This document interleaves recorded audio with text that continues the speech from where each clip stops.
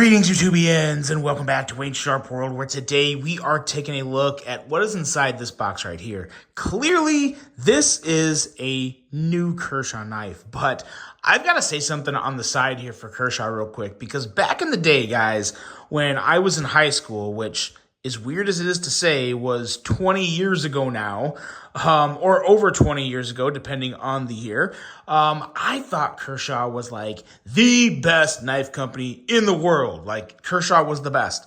And then years after, much later down the road, when I started to go down the rabbit hole of EDC knives, I realized what else was out there. And I thought, okay, there's a lot of other stuff better than Kershaw.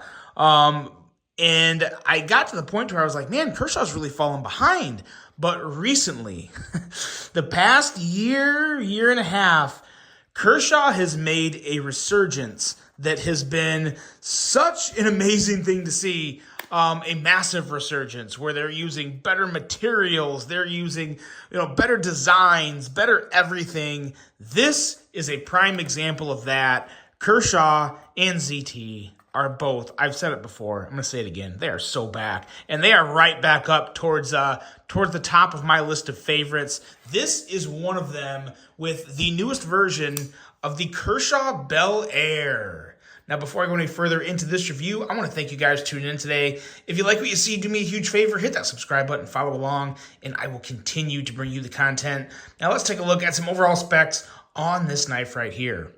We have an overall length coming in at 7.25 inches, a blade length of 3.05 inches, and a blade thickness at 90 thousandths. Now, to be totally honest, guys, a lot of these specs are pretty much the same. There's nothing drastically new with this Bel Air. It is basically just a new blade shape. Magna cut for the blade steel, which is always a beautiful thing. Clearly, clip point style blade, flat grind. That handle length still coming in at 4.2 inches. Micarta for the handle material on this, and some really, really good micarta. Some of the best micarta I think I've ever felt on a Kershaw knife. The Duralock. Now, yes, the Duralock, it's just a crossbar lock, but we'll talk a little more about that when we get to the action portion, because not all crossbar locks are the same, even though they kind of are. There are differences, noticeable differences, when you've handled as many as I have, and I have a little more to say about that here in a second. User of a left or right hand tip-up carry, weight coming in at 2.6 ounces, and a price of $166.95. And, of course, keep in mind that $166.95 gets you a knife that is made in the USA. So, a lot to be said for that. Now, let's do some size comparisons. There's really only two other knives that need to come out on the table right now, and it is probably the two most comparable knives to this knife. It is the Benchmade Bug Out, of course, and yes, I have a Benchmade Bug Out. Why wouldn't I? Now, granted, this Bug Out is much better than regular Bug Outs, even though I spent more. It has the brass scales, so yeah, so that was a huge upgrade. I believe it's the Flytanium brass scales. And then we also have this guy right here, the Hogue Deca. So here we go. We have a group of three knives, all made in America. All, to be totally honest, are very nice knives, even the Bug Out. Now, when I say the Bug Out is a great knife, I'm not saying the current Bug Out with Grivery scales and $170, $60, whatever it is, price tag. I just mean the design of the Bug Out in general. It's hard. It's almost impossible to say the Bug Out is not a good knife design, but in terms of value and bang for your buck, look elsewhere. Definitely look at one of these two, and really, there's a lot to be said for this Bel Air right here, and we'll go into why there may be some advantages to the Bel Air over these two. A lot of it's going to come down to personal preference, but here's the size comparisons, and as you can see, the Bel Air is the shortest of the group, not by much, roughly a quarter of an inch to a half inch, maybe, or a third of an inch to a half inch difference in length between all three of these knives. So not a huge thing either way in terms of just blade length. Really, for all intents and purposes, just about the same amount of sharpened edge. If you look here at each of the knives, that'll kind of tell you the difference. there may be maybe a quarter of an inch difference of sharpened edge between some of these knives, but nothing that's going to make or break anything. It's all going to come down to personal preference with these guys.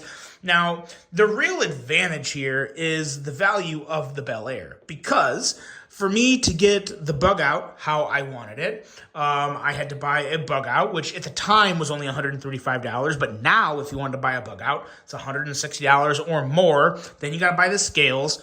Excuse me. So you're looking at roughly $230 to $250 to get a bug out somewhere in the area of what you like. And keep in mind, this is only S30V steel. So, not as good of a steel compared to MagnaCut. There's no way around it.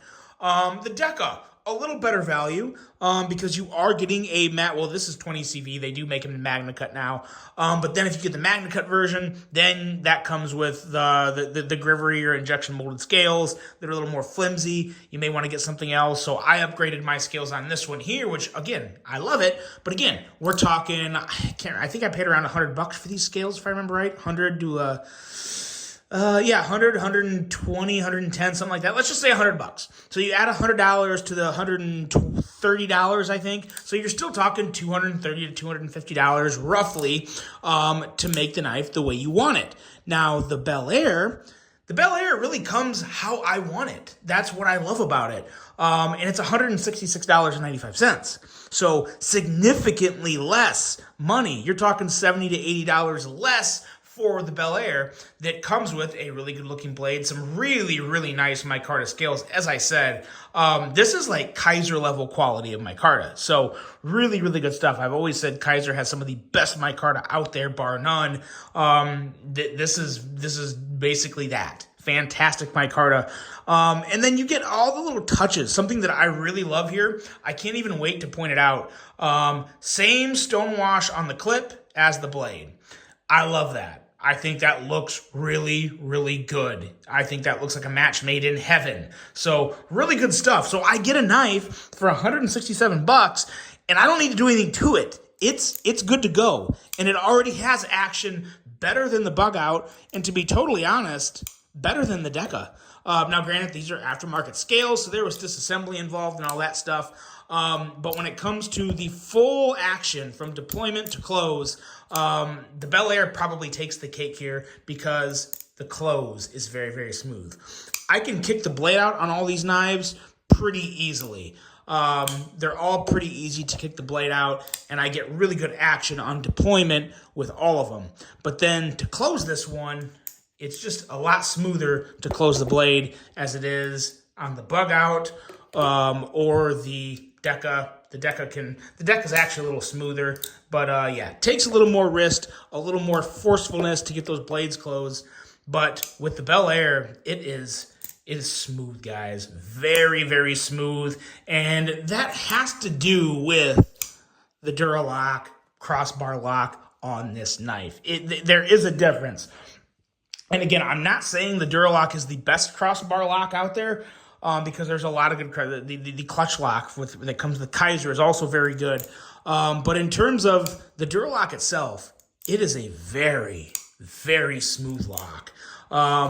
Arguably, in terms of, and when I say smooth, I guess I need to be even more specific, because let's be real. A lot of things are smooth on knives nowadays. It's almost kind of like a free-flowing or a free-falling lock, to where it's just effortless to close the blade.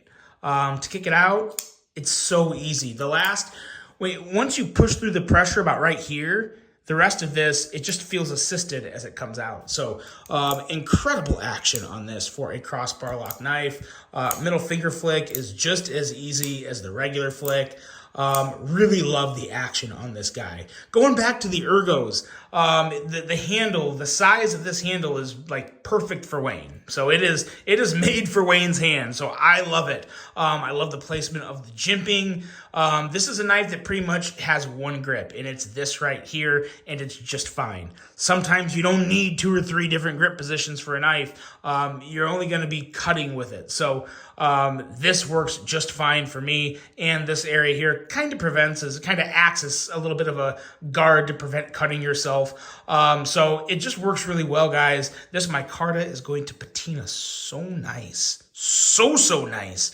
And I'm done. I stopped using mineral oils on my scales. I don't want to speed something up that should happen naturally. So from now on, I'm just kind of just going with the flow and just carrying these knives and letting them patina how they may. And I'm really excited to see how this one comes out. And I can guarantee you this is going to patina up because this is going to get some pocket time. I love this clip point blade shape. What the clip point does for me is it makes a little more of a point, a little more of an aggressive tip up at the end of the knife to where you can do a little more jabbing or pointing or stabbing if you need to. If you need to really pop into something, you can do that with the nice aggressive angle the clip point gives you. Also a thinner tip too. So this is a very slicey tip. Only 90 thousandths thick blade stock, very nice and slicey blade. MagnaCut is going to do all the good things MagnaCut always does. It's not going to rust on you. It's going to hold a nice sharp edge for a long time, and it's going to be pretty easy to sharpen. So really, really good stuff with the MagnaCut. Great stuff with the micarta, and the Duralock on this thing is just fantastic. I know we've all seen Bel Airs before, but this is personally my favorite Bel Air. This is the one that's going to get the most carry time out of me, and I will be taking this on my trip to Utah here very soon. Just a few days, going out to Utah and Colorado for a couple weeks. So good stuff going out there. I'm going to record some content to bring you guys. And of course, this will be coming along for the ride, the Bel Air. So the newest version of the Bel Air, there's a ton of versions. They'll all be linked below. But in terms of a great American-made knife to buy and not have to do anything to. You don't have to upgrade it. You don't have to put new scales on it. For a very solid price of $166.95. This is the one to go with, in my opinion, the Bel Air, a really, really good one. So let me know what you guys think of the Bel Air. Do you prefer this new clip point blade shape, or do you prefer the original blade shape of the Bel Air? Always love hearing your guys' thoughts. Hope you enjoyed this one. Hope you have a great rest of your day. And until the next one, I'm out.